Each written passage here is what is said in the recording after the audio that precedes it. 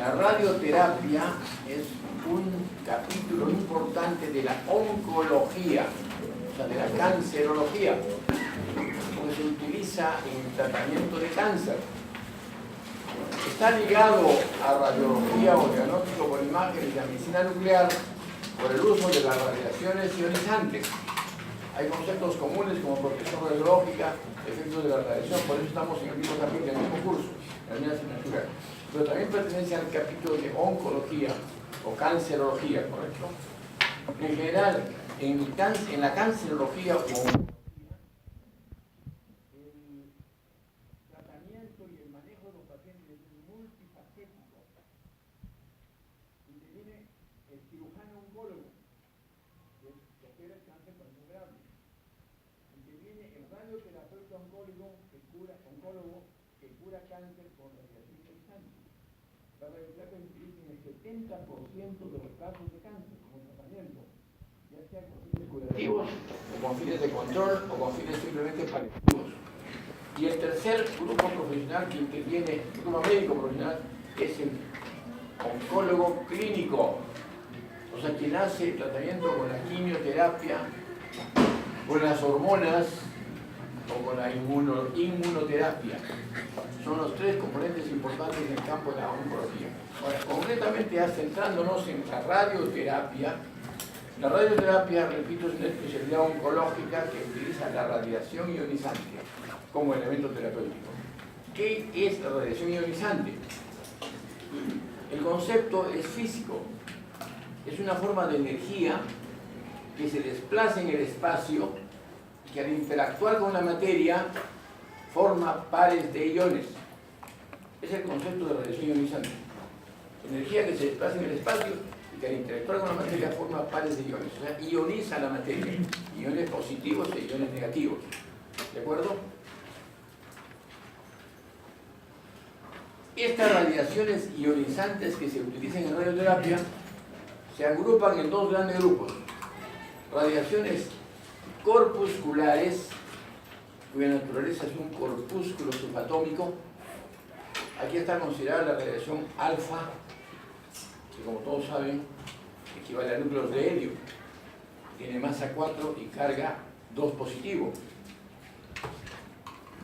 También en este grupo de las corpusculares están los protones, que todos sabemos que son partículas que forman el núcleo de los átomos. También está considerado en este grupo corpuscular los neutrones, que también son componentes de los núcleos de los átomos, que los liberan o suspendicen y los forman en radiación para tratamiento. También están considerados los electrones positivos y electrones negativos. Los electrones positivos también se llaman positrones y los electrones negativos también se llaman negatrones. Los negatrones o los negativos y los positrones positivos, ambos se originan también en el núcleo. También hay electrones periféricos circundantes, pero de la radiación que utilizamos realmente se origina en el núcleo. ¿Correcto? Y también hay radiación llamada mesones pi negativos. Mesones pi negativos. Son partículas subatómicas de carga negativa. Y por último se considera en este grupo los átomos en estado iónico. Estado iónico. ¿Correcto? El otro gran grupo es el grupo de la radiación no corpuscular, también llamada fotónica. No corpuscular o fotónica. En este grupo de radiación, el elemento constituyente son ondas electromagnéticas bifásicas en diferentes planos alrededor de un eje central. En este grupo se consideran dos tipos de radiación fotónica ionizante. En primer lugar, la radiación gamma, que se origina en los cuerpos radioactivos, en los átomos radioactivos, radiación gamma. Todos sabemos que en los cuerpos radioactivos o átomos radioactivos o radioisótopos se origina la radiación alfa, la radiación beta y la radiación gamma. La gamma es de tipo fotónico, no es corpuscular, simplemente ondas electromagnéticas. Y el otro grupo es la radiación X. La radiación X, que también es fotónica, son fotones, ondas electromagnéticas, ¿correcto? ¿En qué se diferencian las unas de las otras en la longitud de onda.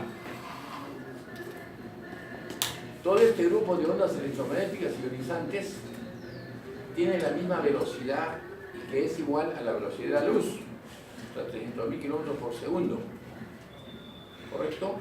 Se diferencian por longitud de onda, solamente por longitud de onda. Ustedes saben que la luz visible está compuesta o está constituida por 7 colores, que se diferencian por longitud de onda. La luz visible está entre 4.000 y 8.000 Armstrong de longitud de onda, y los rayos X y los rayos gamma son mucho más pequeños. También en este grupo está la radiación infrarroja y la radiación ultravioleta. Pero de todo ese gran grupo de ondas electromagnéticas, gran parte son luz visible, una parte es ultravioleta que tiene efecto biológico, infrarroja que también tiene efecto biológico, y la gamma y la X son las únicas que son ionizantes, ¿de acuerdo? Pero todas tienen una sola velocidad, 300.000 kilómetros por segundo. O sea, solo se diferencian por longitud de onda. Y solo dos son ionizantes, X y gamma. Entonces en radioterapia utilizamos la radiación corpuscular que he mencionado, o sea, alfa, beta, protones, espesores negativos, electrones, ¿no? etc. Y las no corpusculares fotónicas, radiaciones gamma y X, ¿correcto? Que solo se diferencian en longitud de onda.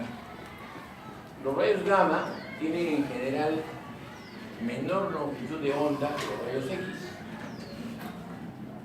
Pero en la radioterapia moderna se han diseñado equipos nuevos, recientes, en base al ciclotrón, que producen rayos X de menor longitud de onda que la radiación gamma. ¿Correcto? Pues bien, todas estas radiaciones que he mencionado, gamma, corpuscular y fotónica, al interactuar con la materia, primero se desplazan en el espacio, se desplazan en línea recta. Cuando interactúan con la materia, puede ser del paciente, en este caso de radioterapia que estamos tratando pacientes, o puede ser de la materia de cualquier naturaleza donde interactúen, forman pares de iones, ionizan. ¿Cómo ionizan? Cediendo energía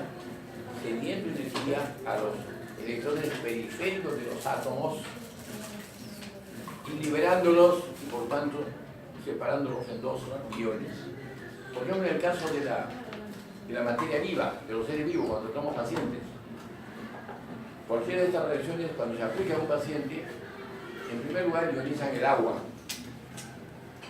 en radicales OH negativos y radicales H positivos. También ionizan las proteínas, las enzimas, toda la materia biológica de las células. A través de esta acción producen un cambio en el metabolismo de las células y por tanto influyen biológicamente. Esta influencia biológica puede tener diferentes magnitudes, llegando hasta eliminar la vida de estas células. Fundamentalmente depende de la radiosensibilidad de las células. Las células cancerosas son mucho más sensibles. ¿Por qué son mucho más sensibles? Porque se reproducen con mayor facilidad. Como ustedes saben, el cáncer simplemente es un trastorno de la reproducción celular. El cáncer se origina en nuestras propias células de nuestro organismo, que degenera por alguna acción biológica derivada de un virus o de un efecto físico o químico tóxico, como el cigarro o el virus en el caso del cáncer de cuello uterino, que es un papilomavirus, en fin. También hay efectos genéticos, hay efectos familiares. Por estas razones, estas células de nuestro cuerpo, de cualquier grupo, de cualquier órgano, de cualquier aparato o sistema, menos el sistema nervioso, porque las células neuronas, como ustedes saben, no se reproducen. No hay cáncer de neuronas. Los tumores cerebrales son a base de las células de la glía, es decir, el sostén del encéfalo. Pero la neurona no se reproduce, no puede producir cáncer. Pero todas las células que se reproducen pueden degenerar y formar cáncer. Estas degeneraciones por los diferentes factores que aún no se conocen totalmente, están en el estudio, y que hay un gen, el P53, el gen P53, que establece el control de las células, establece el control. Cuando los factores afectan a este gen, alteran el control y por lo tanto las células se degeneran y comienzan a reproducirse de forma más rápida. La primera etapa se llama la hiperplasia. Las células se multiplican, se reproducen más rápido, pero tienen características normales. O sea, son iguales a las normales. Son normales. Si no hay un tratamiento apropiado y persisten los factores cancerígenos, entonces las células siguen este fenómeno degenerativo y pasan a la etapa de la displasia. En la displasia, la reproducción es así aumentada, pero además las células ya no son normales, ya son alteradas. La displasia puede evolucionar por diferentes etapas si no hay un tratamiento oportuno. Primero es displasia leve, después es moderada, y después es severa. O sea que los cambios son mucho más notorios. Y si no hay tratamiento oportuno, de la etapa de la displasia severa pasa al cáncer in situ. Cáncer in situ es aquel que solamente está ubicado en el tejido en el cual se origina. No sobrepasa su basal, solamente está en su tejido en el cual se origina. In situ, es microscópico. Si no hay tratamiento tampoco en esta etapa, pues bien, entonces evoluciona al cáncer infiltrante. El cáncer infiltrante ya penetra la basal, invade los tejidos circundantes y según el tamaño puede ser estadio clínico 1, si sigue creciendo, estadio clínico 2, si sigue creciendo abarca todo el órgano, es un estadio clínico 3, que compromete muchas veces los ganglios circundantes, y estadio clínico 4, cuando sale metástasis por la vía sanguínea, por la vía hemática, y sale metástasis a otro órgano, con frecuencia a los huesos, con frecuencia a los pulmones, al cerebro, al hígado, sale por vía sanguínea. Esa es la etapa 4. La curabilidad del cáncer está relacionada a esto, el estadio clínico.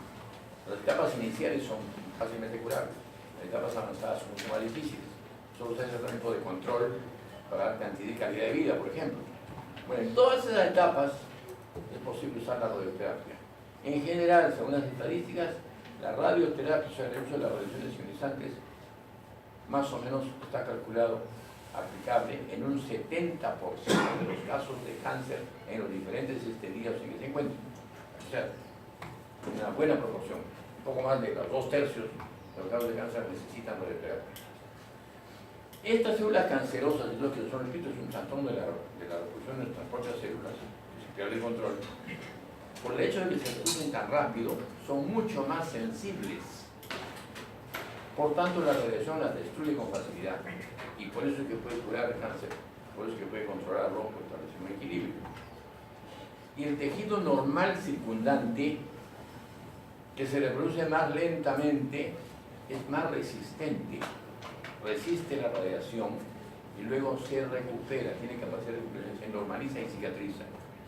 En cambio, la célula cancerosa, por ser hiperreproductiva, es mucho más sensible, se ioniza, se altera metabólicamente, muere y no tiene capacidad de recuperación. Es el fundamento de todo este esquema terapéutico en el campo de la oncología, de la cancerología. Muy bien, entonces tenemos imágenes ya, ¿no? Sí, ya, correcto, vamos a ver. Vamos a escuchar un poquito las imágenes. Vamos a ver. A ver. Bueno, esta es la primera. Ahí comenzamos ahí entonces, mira. Entonces, la radioterapia que hemos estado explicando, que tiene todo este fundamento físico, claro, tiene que haber dosimetría de la radiación ionizante. Dosimetría, hay que medir la cantidad, la dosis. Y la dosis se mide en 3 niveles. El primer nivel es en el espacio, en el aire, entre la fuente de radiación y el paciente. A ese nivel, en el espacio, en el aire, se llama la dosis de exposición. La unidad de medida de la dosis de exposición es el coulomb por kilogramo masa. O sea, es una unidad simplemente de ionización del aire. Repito, dosis de exposición, su unidad, coulomb por kilogramo masa. El segundo aspecto es cuando esa radiación ya interfiere o ingresa al paciente o al elemento material que está ionizando, a ese nivel, en el caso de la radioterapia del paciente, a ese nivel se le llama absorción. Ya se absorbe en el paciente, en el tumor, en este caso, es lo que nos interesa. Absorción. Y la unidad de radiación de absorción es el Gray. G-R-E-Y. Es el nombre de un físico antiguo que trabajó mucho en este campo y en honor a él se le ha puesto este nombre. Se ha cambiado el nombre hace unos 20 años antes era otro nombre. Lo han cambiado, ahora es el Gray, repito, cuya expresión menor es el centigray. El submúltiplo es el centigray, la centésima parte del Gray. ¿Correcto? Y en tercer lugar, esta absorción en este tejido que estamos hablando produce el cambio biológico que hemos explicado, la ionización, que es el cambio metabólico, la muerte celular. Ese efecto biológico se llama efecto biológico relativo, EBR, según como se dice EBR, efecto biológico relativo. A ese nivel, la unidad de dosis es el sievert.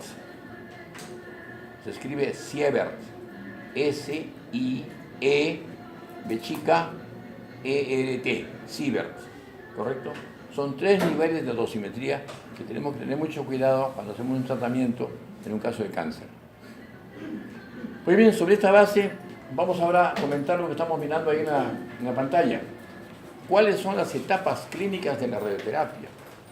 Porque todo lo que he explicado es una parte física, pero esto tiene una organización clínica cuando vemos un paciente. En primer lugar tenemos ahí evaluación clínica del paciente. Nos llega el paciente, nos derivan el paciente. Como digo, el tratamiento de cáncer es triple, básicamente cirugía, quimioterapia, hormonoterapia, tratamiento sistémico y radioterapia. Pues bien, entonces cuando nos derivan un paciente o nosotros hacemos el diagnóstico e indicamos radioterapia, la primera etapa es la evaluación clínica del paciente. Tenemos que hablar su estado general clínicamente, con la semiología, con la clínica, todo lo que ustedes están estudiando ahora y que conocemos todos los médicos, por supuesto. Se aplica a la cancerología igual. En esta etapa de la evaluación clínica hay 2 aspectos importantes. Además de examinar y evaluar todos los estados en general, debe concluirse con seguridad sobre 2 aspectos importantes.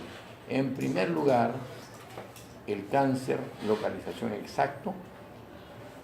En segundo lugar, el tamaño y la extensión de la enfermedad. A esto se le llama estadio clínico. Hay una organización mundial que funciona en Viena, que era Unión Internacional contra el Cáncer. Unión Internacional contra el Cáncer, UICC, ¿correcto? Da normas mundiales para que se estandarice el manejo de cáncer. Hay protocolos internacionales. Entonces es indispensable, repito, verificar el diagnóstico, comprobar la ubicación, establecer el estadio clínico, o sea, su grado de avance. Para evaluar el estadio de avance de la enfermedad, se utiliza el sistema TNM. T de tumor primario, N de ganglio regional, porque en inglés ganglio es node, entonces todavía nos domina un poco el idioma inglés, ¿no? Entonces, TNM, tumor primario, N node, que es ganglio de la región, ganglio regional, y M, metástasis a distancia, felizmente es igual en inglés y en castellano, ¿correcto? Entonces, tumor primario, ganglio regional y metástasis a distancia. La metástasis a distancia va por vía sanguínea. La ganglionar, obviamente, por la vía linfática, ¿correcto? Entonces, eso es importante, diagnóstico y estadio clínico. Y el otro aspecto muy importante es la comprobación anatomopatológica del diagnóstico. No basta con el diagnóstico clínico, puede haber errores. Muchas veces uno se confunde, parece cáncer pero no es. O viceversa, no parece cáncer y de verdad es un cáncer. Cáncer es un concepto genérico y la degeneración neoplásica de las células que se vuelven agresivas, invasivas, dan metástasis y terminan con la vida del paciente, por supuesto. ¿No es cierto? Pero esto hay que comprobarlo microscópicamente mediante una biopsia o mediante la extirpación quirúrgica y el examen anatomopatológico al microscopio. Entonces, esta comprobación anatomopatológica es la prueba de que el diagnóstico es correcto. Puede ser un carcinoma, si deriva de un epitelio, o de la piel también, Puede ser un sarcoma, si deriva de tejido blando, conjuntivo, grasa, músculo. Puede ser un tumor cerebral, un glioma, un glioblastoma multiforme, un astrocitoma. Hay diferentes tipos, hay diferentes nombres, muchos nombres. Los más frecuentes, claro, son el cáncer de cuello uterino, el cáncer de mama. El cáncer de cuello uterino es un carcinoma. También puede haber adenocarcinoma, cuando tiene componente glandular de adenocarcinoma. Sarcoma, así de la parte del miometrio. Cáncer de mama también puede ser carcinoma, sarcoma también. Cáncer de próstata es muy frecuente en el varón. Generalmente es un adenocarcinoma. ¿Qué otro cáncer frecuente tenemos? Además del adenocarcinoma de próstata, además del cáncer de mama, además del cáncer de cuello uterino. El cáncer de piel es muy frecuente, puede ser cáncer vasocelular o puede ser carcinoma epidermoide, hay dos tipos histológicos. Y otro cáncer muy frecuente es el cáncer de laringe, generalmente es un carcinoma. Estos 5 cánceres que he mencionado son relativamente curables en relación a su estadio clínico. Los demás cánceres son un poquito más difíciles de curar, pero también se logra, si no, por lo menos, si no se puede curar, por lo menos se llega a controlar el cáncer. Controlar es establecer un equilibrio duradero de muchos años, en la esperanza y la posibilidad de que en el tiempo futuro se vaya a encontrar una solución, un tratamiento completo de cáncer que tiene que ocurrir en un momento dado. ¿Se dan cuenta? Y cuando no se puede hacer tampoco ni siquiera control, efecto paliativo.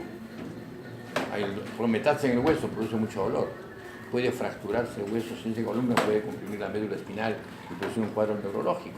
Con la radioterapia detenemos el proceso, calmamos el dolor y evitamos la fractura. O cuando el tumor comprime y produce edema, igualmente descomprimimos. O cuando hay hemorragia, igualmente controlamos, efecto paliativo, que puede tener cierta durabilidad y tiene significado de calidad de vida, por supuesto. Siempre pensando positivamente, nunca hay que ser pesimista, porque algunos colegas dicen, te vas a morir dentro de 3 meses. Uno nunca sabe cuándo se va a morir, ni el mismo médico sabe cuándo va a morir. Y al final todos tenemos que morir, ¿no? La vida es un proceso finito. Entonces, siempre hay que darle una esperanza, una actitud espiritual positiva al paciente. Porque si se deprime es peor. Se encontrar que hay una relación psico-neuroendocrino-inmunológica. O sea, la mente, o el espíritu, si queremos llamarle, influye en el cerebro a través de las glándulas hipófisis, tiroides, suprarrenales, y a través de las hormonas y las endorfinas levanta la inmunología, que es la capacidad defensiva del cuerpo. Entonces, a un paciente con cáncer, y a un paciente general, si uno lo deprime, el vacío está por fines absurdos, tontos, económicos a veces, es un grave error, pues no tiene sentido profesional, ético, humano. Uno tiene que levantar el espíritu, sin mentirle tampoco, no se puede mentir. Al paciente no se le puede mentir, pero decir la verdad con positividad, con esperanza positiva. Hay curación, hay control, y generalmente pues, cada día está mejorando la posibilidad curativa. Muy bien, entonces, este es el primer aspecto, el aspecto de la evaluación clínica del paciente, que hay que remarcar el sistema TNM, el estadio clínico, y el diagnóstico anatomopatológico. La segunda etapa de la evaluación clínica del paciente es la planificación y dosimetría del tratamiento. O sea, ya confirmar el diagnóstico y demostrado que sí necesita radioterapia, hay que planificar el tratamiento. ¿En qué consiste planificar el tratamiento? En diseñar un sistema con la ayuda de la computadora física y con la ayuda del físico médico, porque la especialidad es multiprofesional.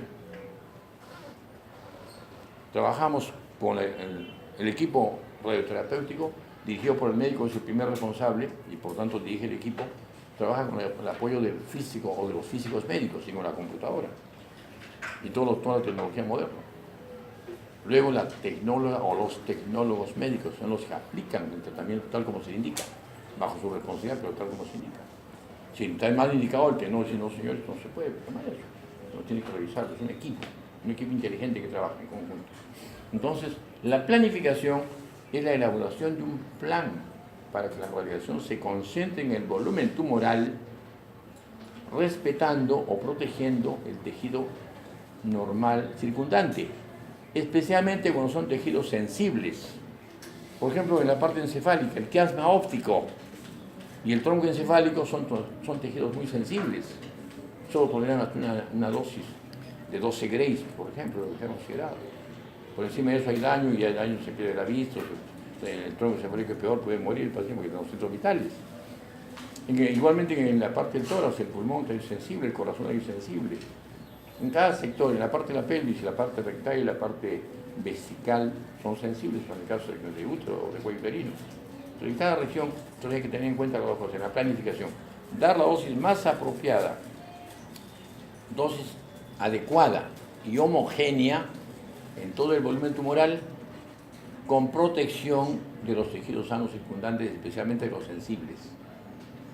Esa es la primera etapa en la planificación. A la par con esta planificación se establece la dosimetría. ¿Qué dosis va a recibir cada sector? Y como repito, comprobar que en el volumen tumoral la dosis sea homogénea, igual en todo el tumor, y adecuada, según sea curativa, paliativa o de control. ¿Por qué debe ser homogénea? Porque si uno da una dosis desigual en diferentes sectores, habrá sectores que reciben mucha dosis y por tanto serán potenciales sitios de complicaciones, de efectos secundarios. Y habrá sectores que reciben menos dosis y serán sitios probables de recurrencia de la enfermedad. Entonces uno tiene que planificar una dosis homogénea en todo el volumen tumoral, protegiendo los tejidos sanos, con la dosimetría correspondiente. Ahora, hay diferentes modalidades de tratamiento. Ahí se han mencionado dos, el tratamiento 2D y el 3D. El tratamiento 2D es el convencional. Simplemente es diseñar el tratamiento en un plano, con dos dimensiones X, ancho, Y, vertical. ¿Correcto? En cambio, la técnica 3D también se llama conformacional o tridimensional. Se hace mediante un estudio previo de computadora, una tomografía computarizada específicamente para la planificación, donde se programa en tres dimensiones, X ancho, Y vertical y Z anteroposterior. Entonces, este método tiene la ventaja de que ubica mejor la periferia del tumor. Hay los tres conceptos que se llaman el GTB, el CTB y el PTB. GTB quiere decir volumen grosero tumoral, en inglés, ¿no? GTB, volumen tumoral grosero, o sea, lo que se ve en la radiografía, en la tomografía, en el examen. CTB quiere decir volumen tumoral clínico, sobre la base de lo que se ve y el conocimiento de la enfermedad que tenemos, que es poco o muy infiltrante, y a dónde va generalmente. Entonces, le ampliamos el campo de acuerdo a la posibilidad de extensión de la enfermedad que no se ve, ¿de acuerdo? Porque es microscópico, es el CTB. Y sobre esos conceptos viene el PTB, que es el volumen tumoral de planificación, que a los conceptos anteriores le agrega un margen de seguridad para garantizar un tratamiento con buenos resultados. Como se puede decir, pensaba, creía, ¿no? Los intereses son resultados. Todo se evalúa por resultados, no por lo que pensaba, creía. Pero uno dice, pensaba, creía, pero eso no sirve. ¿Correcto? Estamos de acuerdo, tiene que ser muy preciso. Entonces el 3D tiene la ventaja que es más preciso en identificar todos estos factores. Por lo tanto, permite un tratamiento más circunscrito, apegado a la forma clínica del tumor. En cambio, el 2D, el de dos dimensiones, simplemente da campos cuadrados o campos rectangulares, donde siempre sobrepasan más allá del tumor con un margen de tejido sano. En cambio, en el 3D conformacional, el campo tiene la forma circular o esférica o múltiple, como sea, como si usted se encuentra en el diagnóstico. Es una diferencia. Y ahí todavía falta agregar otro concepto que es un poco más reciente, que es la radioterapia multifocal, que no solamente considera la forma, sino que además considera el espesor del tumor. El espesor del tumor. Porque el tumor, así como es irregular en su forma, también es irregular en su espesor. Hay partes más gruesas y hay partes más delgadas. Y como hemos dicho que es fundamental dar una dosis igual en todo el tumor, esto corrige ese defecto, interponiendo tejidos o multiláminas en la zona donde es más delgada para compensar el espesor y dar una dosis homogénea. ¿Ya? Es un tratamiento mucho más exacto. Muy bien, entonces, esas son tecnologías. Por supuesto que hay muchas otras todavía, ¿no? Hay la terapia corporal total, por ejemplo, en casos de linfoma, en casos de leucemia. Hay la terapia y la radiocirugía para algunos tumores cerebrales pequeños, sin necesidad de abrir el cráneo. Se hace la radiación como si fuera un bisturí microscópico. Se hace una cirugía a través de la radiación, se llama radiocirugía, un método que se diseñó hace 60 años en Suecia. por un neurocirujano. Dijo, ¿para qué voy a abrir un cráneo con un tumor pequeñito si con radiación lo puedo eliminar? Y dio resultado, da excelente resultado. Ya lo hacemos en Perú también, por supuesto. En la siguiente clase vamos a presentar casos de radiocirugía porque ya es radioterapia sofisticada. Por eso estamos con los genéricos, generales. Bien, entonces, luego ya tenemos la segunda etapa, entonces, ya tenemos la dosis, la planificación, la forma como vamos a irradiar, etcétera, etcétera, con la técnica que vamos a aplicar. Ya viene entonces la tercera etapa, que es la verificación o la localización de los campos de radiación. Generalmente en radioterapias utilizamos sea 2D o 3D, o sea, la que corrige el espesor.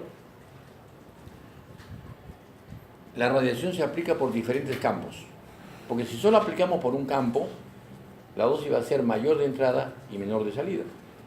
No va a ser homogénea en todo el tumor. Entonces se usan varios campos para que en conjunto la sumatoria sea homogénea en todo el tumor. Es un aspecto muy interesante, muy bonito, muy preciso. Se requiere un poco de física, un poco de matemáticas. Entonces, hay que hacer entonces mediante varios campos, en general son 3, 4, a veces son hasta 8 campos. Hay casos que se han hecho 8 campos.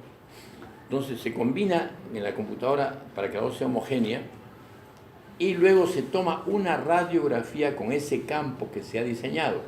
Por ejemplo, en cáncer de próstata o en cáncer de cuello uterino, que es más o menos equivalente en la pelvis, tratamos mediante 4 campos, un campo anterior, un campo posterior y 2 campos laterales.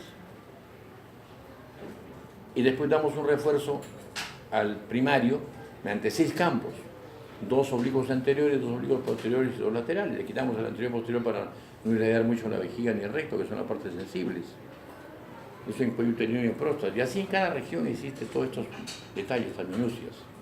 ¿Correcto? Entonces, comprobamos mediante una radiografía que eso que hemos marcado como campo, efectivamente, que se ha programado, que se ha planificado, efectivamente abarca el tumor tal como se ha hecho. Porque puede ser que hay una variación, hay que comprobarlo. Y tiene que guardarse el documento porque en una eventualidad futura, si hay una complicación, hay que evaluar de acuerdo a lo que se hizo. Pueden echar la culpa a la radiación y echarlos a la causa, ¿me entienden? Entonces, siempre se guardan los documentos. La placa radiográfica, la verificación. La verificación o la localización. Localización, simulación, verificación radiológica, ¿correcto?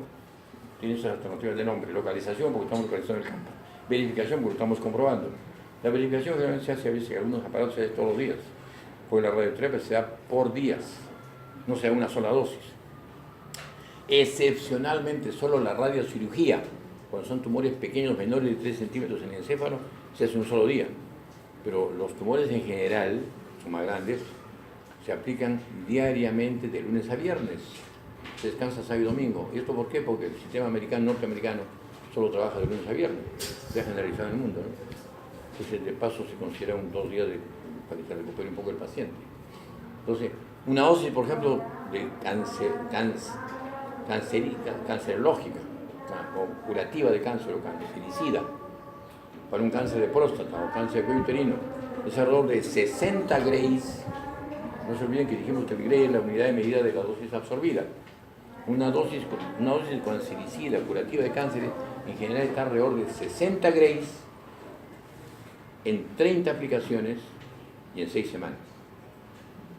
Hay una relación matemática entre estos 3 factores. El efecto biológico es directamente proporcional a la dosis y es inversamente proporcional al número de aplicaciones y el número de días. Hay una fórmula matemática. ¿No tienen un plumón para pintar la fórmula que le voy a poner en la pizarra? O se la dicto solamente. Bueno, entonces, esta relación matemática establece el efecto biológico. Hay una fórmula que estableció un radiobiólogo, Franz Liszt, que le llaman la NSD, de Franz Liszt. Franz Liszt. Es el autor, es un radiobiólogo. Dice que la dosis absorbida multiplicada por el número de aplicaciones elevado a menos 0,24 por el tiempo en días elevado a menos 0,11 nos da un efecto biológico equivalente en una sola dosis para calcular adecuadamente lo que estamos tratando. Si esto lo aplicamos al esquema de dosis que les he dicho, absorbido sería 60 grays por fracciones 30 elevado a menos 0,24. Y tiempo sería, en vez de que son 6 semanas, ¿no es cierto? Le dije 6 semanas, ¿no es verdad? 6 semanas. 6 semanas por 7 días. Porque una cosa son fracciones y otra cosa son días. Porque los días son domingo y sábado, que no se trata, pero hay que contar como día. Entonces 6 semanas sería 42 días. Pero los últimos días, sábado y domingo no se cuenta porque ya terminamos el viernes. Sería 40 días. Entonces por 40, aquí sería por 40, 40 que son los días, elevado a menos 0,11. ¿Se dan cuenta? 60 grays en 30 aplicaciones a menos 0,24 por 40 días elevado a menos 0,11. Matemáticamente lo pueden verificar ustedes en su casa, o ahora mismo si lo tienen como una calculadora. Esto más o menos resulta alrededor de 16,667 por ahí. Grays equivalentes. ¿Ya? O sea, este esquema terapéutico, en general es fraccionado por todos los franceses, matemáticamente se puede convertir, 16. Estaba faltando de poner el 1. 16,67. Entonces, ese esquema terapéutico es equivalente a una dosis, a una unidosis. Entonces, una unidosis equivalente.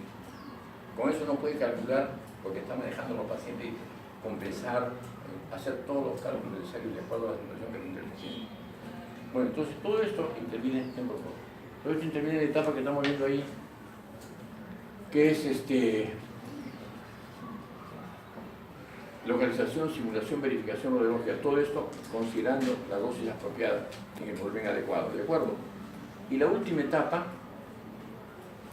la cuarta etapa, es el tratamiento propiamente dicho con radiaciones ionizantes. Claro, sobre todo esa fase previa, para la persona, hacemos el tratamiento propiamente dicho.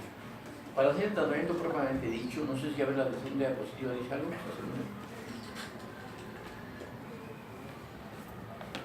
Ahí está. Entonces, para hacer el tratamiento propiamente dicho, y o sea, aplicar la dosis de radiación al paciente, existen algunas posibilidades importantes. Las más importantes, las más frecuentes, son los que están figurando ahí en el plano: la teleterapia, la braquiterapia y la radiobioterapia, ¿no es cierto? ¿Qué cosa es la teleterapia? La dosis calculada se puede administrar al paciente con una fuente de radiación, un equipo, un aparato que puede ser un acelerador lineal, puede ser un cobalto. De ahí la radiación sale a través del espacio y llega al paciente, ingresa por la piel y luego se dirige hasta el tumor. Eso es teleterapia, o sea, se distancia, hay una distancia entre la fuente del tumor y el paciente. Teleterapia, ¿de acuerdo? También le llaman algunos radioterapia externa. Teleterapia o radioterapia externa. Aquí en la radioterapia externa o teleterapia está incluido en primer lugar la Röntgenterapia, que era más antigua. La radioterapia comenzó alrededor de 1900. Ustedes saben que los rayos X se descubrieron en 1896, 95, 96, ¿no? Ustedes lo saben eso, por Röntgen. Después se descubrió la radioactividad por Henry Becquerel en 97 en Francia, ¿verdad? Y sobre esta base, la Madame Curie aisló de la pezblenda, la fuente radioactiva, el radio, y ella sufrió efecto biológico en las manos. Ahí se comprobó que la radiación tenía efecto biológico, antes no se sabía. El primer radiólogo fue Röntgen, que tomó una radiografía de la mano de su mujer, de su esposa. Y la Madame Curie, la señora María Sklodowska, casada con Pierre Curie, el francés, sufrió efecto en la mano porque manejó la prensa radioactiva con las manos. Y el primer caso de cáncer que reportado curado fue en 1900 en Suecia, en el Röntgen, en el Karolinska Institute de Estocolmo. Mediante radiación curaron cáncer de piel, porque se comprobó que tenía efecto biológico. ¿Se dan cuenta? Entonces, todo este fenómeno pues comenzó así de relación externa. Y la primera forma de teleterapia fue la Röntgenterapia con rayos X, aparatos de rayos X. Radiación relativamente blanda, poco penetrante, cáncer de piel. Después, pasando el tiempo, la teleterapia fue desarrollándose más, vino la telecuriterapia. La telecuriterapia es la aplicación de fuentes radioactivas como el cobalto 60 y el cesium 137, ambos en fuentes radioactivas colocadas en un depósito blindado, que algunos le llamaban la bomba de cobalto 60 o la bomba de cesium 137. 197. Creo que ese nombre de bomba puede asustar. Deberíamos usar el nombre después de la tele cobalto 60 y la unidad de la tele cesium 137. Ambos liberan rayos gamma. También liberan electrones, pero los electrones se filtran, se quedan retenidos, salen los rayos gamma que van al paciente y producen la teleterapia. Después de esto de la telecuroterapia vino el supervoltaje. Se diseñaron los aparatos llamados aceleradores lineales. Aceleradores lineales y betatrones. Han subsistido los aceleradores lineales, porque son más económicos. Los betatrones han ido quedando en desuso. Estos son aparatos eléctricos preparados con altas energías eléctricas para producir rayos X de alta energía, de 2, 4, 6, 12 o 20 megavoltios. Mientras que, por ejemplo, en el caso del cobalto 60, la radiación gamma del cobalto, que se produce en cada desintegración del cobalto, solamente produce fotones, dos tipos de fotones de 1.17 y 1.33 megaelectronvoltios, mucho más débil. Con el acelerador lineal, por lo menos de 2, puede bajar a 4, a 6, 12 y hasta 20 megavoltios. Mucho más energía, por tanto, mucho más penetrante en el tumor. Para tumores profundos llega una dosis más apropiada con menos irradiación de kilosano. Eso es lo que se busca con estos supervoltajes. Estos aceleradores lineales y se llaman supervoltajes, mayor energía para que la radiación ingrese más rápido. El efecto se produce por debajo de la piel. En el caso de la röntgenterapia, la máxima dosis estaba en la piel. Lo primero que se vería inflamar es la piel. Con el cobalto 60, el máximo, el 100% de la dosis estaba a medio centímetro debajo de la piel. 5 milímetros debajo de la piel. O sea, había una relativa protección de la piel. Con estos aceleradores lineales de los supervoltaje, por ejemplo, en el caso de los 6 megavoltios, la dosis máxima está a 1,6 centímetros debajo de la piel. Se protege más tejidos sanos y el tumor llega más concentrado. Si usamos 18 megavoltios, por ejemplo, en el acelerador lineal tipo como rayos X, claro, la dosis máxima está alrededor de 2,5 centímetros de profundidad, se protege más la periferia y más se concentra en el tumor. Esa es la intención de ir buscando los voltajes más elevados. Hoy en día entonces se ha impuesto ya el supervoltaje. En el Perú también ya estamos en este nivel con los aceleradores lineales. Los betatrones han quedado un poco en el pasado. ¿De acuerdo? Supuesto mejor. Esa es la teleterapia. La segunda forma es la braquiterapia. No, ya, lo había cambiado, no, ya, la braquiterapia, correcto. Pero puede cambiarlo, ¿no? La braquiterapia. La braquiterapia es la irradiación con fuentes radioactivas colocadas dentro del tumor. Dentro del tumor. Por tanto, puede ser en la cavidad del tumor. Por ejemplo, el cáncer de cuello uterino se completa, la teleterapia se completa con la braquiterapia. Esta braquiterapia, que es colocación, repito, de fuentes radioactivas en el tumor, puede ser en primer lugar braquiterapia intracavitaria, PIC, braquiterapia intracavitaria. De repente está la imagen, el cuadro que dice eso. Braquiterapia intracavitaria. ¿Está el cuadro ese? No. A ver lo siguiente. A ver, ahí, no, antes. Ahí pásalo, porque hemos hablado todo esto. Síguelo pasando. Este es el aparato, este es un acelerador lineal. Ahí va el paciente, ahí sí va a ver la siguiente. Está más cerca de la ubicación, la verificación del padre. Ven el paciente acá, aquí está el paciente, correcto. Aquí está la máquina, ahí va a seguir a la siguiente, a ver. Aquí es un corte, ahí tenemos un corte tomográfico para ubicar el tumor que estamos irradiando. La siguiente. Teleterapia, como convencional. Bueno, esto vamos a presentarlo en la siguiente clase, que es la siguiente clase con el trabajo sofisticado. Ahora parece que está aparte, pero yo se lo voy a seguir repitiendo. Entonces, después de la teleterapia, que hemos explicado un poquito con las imágenes, tiene la braquiterapia, colocación de fuentes radioactivas en el tumor. La primera posibilidad de braquiterapia es la braquiterapia intracavitaria, cuando el tumor tiene una cavidad. Por ejemplo, el cuello del útero tiene una cavidad. El endometrio, la cavidad endometrial. Entonces, hay órganos donde el tumor tiene una cavidad.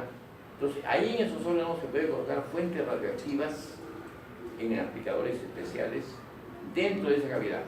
Por eso se llama braquiterapia intracavitaria, BIC, braquiterapia intracavitaria. La segunda posibilidad de braquiterapia es la braquiterapia intersticial. En órganos que no tienen cavidad y que por tanto solo se puede colocar fuentes radiactivas en forma de aguja o en forma de alambre, una sutura. Entonces, por agujas radioactivas o alambre radioactivo, distribuidos geométricamente siempre con ayuda de la computadora y del físico médico, porque la dosis es homogénea. Entonces, la braquiterapia intersticial se aplica, por ejemplo, en cáncer de lengua, se aplica en cáncer de vulva, en cáncer de pene, en cáncer de mama también, ¿correcto? Y la otra forma de braquiterapia es la braquiterapia intraarterial selectiva. La braquiterapia intraarterial selectiva se ingresa al tumor por vía hematológica, a través de una arteria periférica. Por ejemplo, en hígado, una metástasis en el hígado, o en el pulmón, o en el cerebro. Se puede ingresar por la arteria correspondiente, la arteria carótida, la arteria superior, la arteria inguinal. Llegar entonces por vía, hacemos un cateterismo primero, llegamos al tumor, hacemos el estudio de contraste para ver hasta dónde extiende el tumor, el tamaño del tumor. Y luego sobre esa base, por el mismo catéter, inyectamos una solución de un radiofármaco. Radiofármaco unido a microesferas de plástico de arcilla, estéril por supuesto, microarcilla, micropartículas, partículas que pueden ser de 5 a 15 o de 10 a 17 o 18 micras de diámetro, para que de esa manera al inyectarlo unido al isótopo, al fármaco, al radiofármaco, quede atrapado en el lecho capilar del tumor. Y ahí se produce una fuerte radiación. Aquí se utiliza un radioisótopo emisor de electrones. Por eso hemos estado usando el itrio 90. El litro 90, acá todavía no estamos haciendo eso, lo hemos hecho afuera, con extranjeros, en Estados Unidos, cuando lo pasé en el accidentado me tocó hacer eso allá. Entonces, inyectábamos una solución de itrio 90 unido a microesferas de arcilla o de plástico. El tamaño que he mencionado quedaba atrapado en el lecho capilar del tumor, en el hígado, o en el pulmón, en el cerebro. Y ahí se produce una fuerte radiación con electrones. Y los electrones también producen una radiación secundaria de fotones un poco más de lo que permitía registrar de afuera la ubicación de la distribución de la dosis de radioisótopos. Esa es la braquiterapia intraarterial selectiva. Y la última forma de braquiterapia es la braquiterapia de contacto mediante moldes. Se aplica para cáncer de piel, para cáncer de pene, para cáncer de vulva también. Se prepara un molde para cáncer del piso de boca.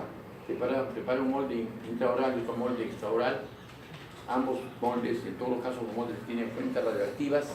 Se aplica el molde a la superficie del tumor, se calcula la dosis por el tiempo necesario y de esa manera se produce una forma de tratamiento con radiación. Se llama braquiterapia de contacto mediante molde, ¿de acuerdo? Son las 4 formas de braquiterapia. Y la tercera forma de radioterapia, de aplicación de radiación, es la radiobioterapia. O sea, la aplicación de radiación en forma sistémica al cuerpo, por vía endosanguínea, no por vía externa. También hay terapia corporal total por vía externa, pero en este caso es la radiobioterapia. A través de un catéter o a través de una inyección se inyecta un fármaco.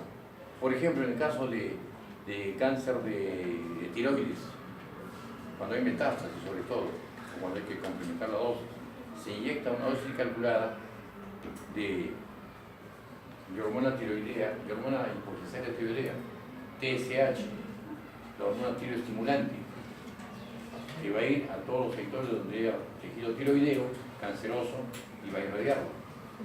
Igualmente en cáncer de próstata, en hay metástasis óseas, se inyecta el samario radioactivo, igualmente por vía endovenosa y por atracción biológica, por el fósforo, se va a concentrar en los huesos, especialmente donde hay metástasis, y logra controlar este problema. Esa es una terapia sistémica, ¿de acuerdo?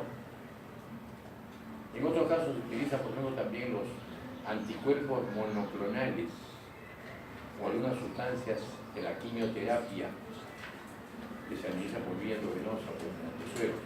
Pero esas sustancias se combinan primero o se marcan con un radiofármaco para que así haya doble efecto de la quimioterapia y de la radioterapia. Esa es la forma sistémica, braquiterapia sistémica, porque va al tipo exacto por vía sistémica. Esas son las formas. Creo que no hay otra cosa, ¿no? Bueno, esas son las formas entonces de la radioterapia, la aplicación de la dosis. ¿Correcto? No sé si tengan, ya el doctor está esperando afuera, no sé si tengan alguna pregunta.